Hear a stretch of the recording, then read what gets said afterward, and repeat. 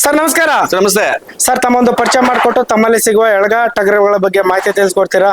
Okay sir, okay sir. ನಮ್ದು ಊರು ಕೆಮ್ಮನಹಳ್ಳಿ ಅಂದ್ಬಿಟ್ಟು, ನಾಮ ತಾಲೂಕು, ಮಂಡ್ಯ ಡಿಸ್ಟ್ರಿಕ್ಟ್, ಹೊಣಕೆರೆ ಹೋಬಳಿ. ನಮ್ದು ಏನಪ್ಪಾ ಅಂದ್ರೆ ಇಲ್ಲಿ ಎಳಗ ಮರಿಗಳ ಮಾತ್ರ ಕ್ವಾಲಿಟಿ ಮರಿಗಳು ಸಿಗ್ತಾ ಇದಾವೆ. ಕ್ವಾಲಿಟಿ ಮರಿ ಸಿಗೋದ್ರಿಂದ ನಮ್ಮ ಹತ್ರ ಸುಮಾರು ಜನ ರೈತರು ಸುಮಾರು ಇಷ್ಟಪಡ್ತಾರೆ. ನಮ್ಮ ಹತ್ರ ಈ ಒಳ್ಳೆ ಕ್ವಾಲಿಟಿ ಮರಿ ಸಿಗುತ್ತೆ, ಒಳ್ಳೆ ಸೆಲೆಕ್ಷನ್ ಮರಿ ಸಿಗುತ್ತೆ, ಒಳ್ಳೆ ಇಷ್ಟಪಡ್ತಾರೆ. ಅದಕ್ಕೋಸ್ಕರ ನಮ್ಮ ಹತ್ರ ಏನಾದ್ರು ವಾರ 150 ಮರಿ ಸಿಗುತ್ತೆ, ತೊಂದರೆ ಇಲ್ಲ.